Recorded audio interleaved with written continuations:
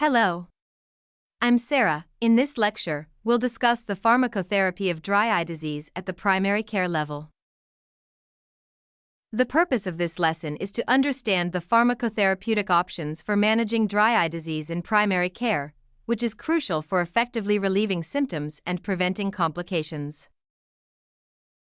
The main treatments include artificial tears, preferably preservative-free for long-term use, and anti-inflammatory medications. Additionally, nutritional supplements, such as omega-3 fatty acids, have been shown to be beneficial for some patients. Artificial tears are the cornerstone treatment for dry eye disease. They are used to hydrate and stabilize the tear film. There are various types of artificial tears that differ in composition and properties.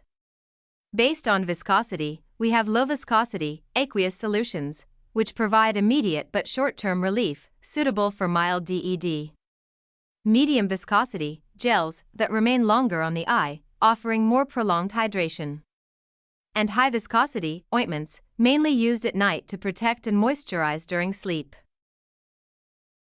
Based on their ingredients, artificial tears may contain hyaluronic acid, which offers strong hydration and protection, being well tolerated. Carboxymethylcellulose and hydroxypropylmethylcellulose, which lubricate and stabilize the tear film. And polyethylene glycol or polyvinyl alcohol. There are also lipid-based artificial tears containing phospholipids or castor oil, which help restore the lipid layer and reduce evaporation. Other components include ectoin, useful for treating and preventing symptoms of seasonal and chronic allergic conjunctivitis, and dexpanthenol, the provitamin of vitamin B5. Artificial tear formulations may contain preservatives.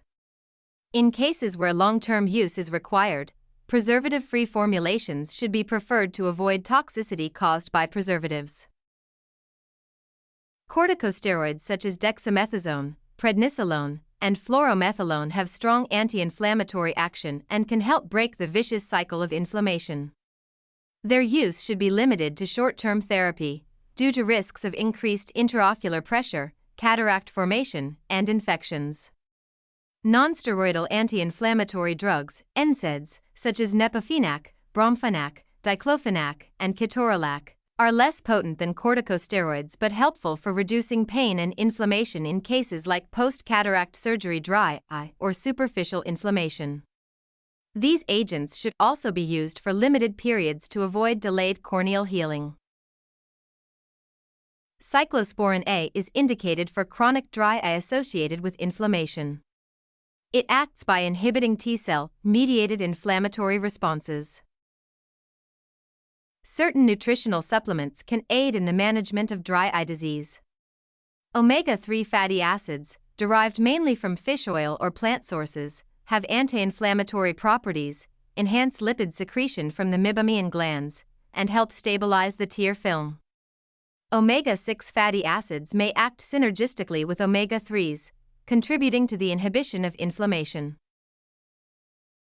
Vitamins A, C, and E support the health of the ocular surface cells, while zinc and selenium participate in antioxidant mechanisms. Combined formulations containing these supplements are available on the market.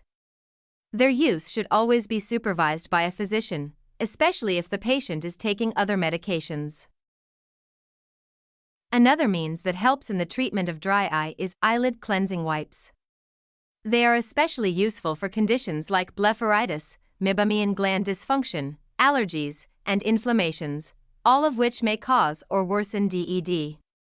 The wipes are impregnated with cleansing agents and often contain moisturizing or soothing ingredients, such as aloe vera and tea tree oil. They are usually hypoallergenic and alcohol-free to prevent irritation. This slide includes references for further reading.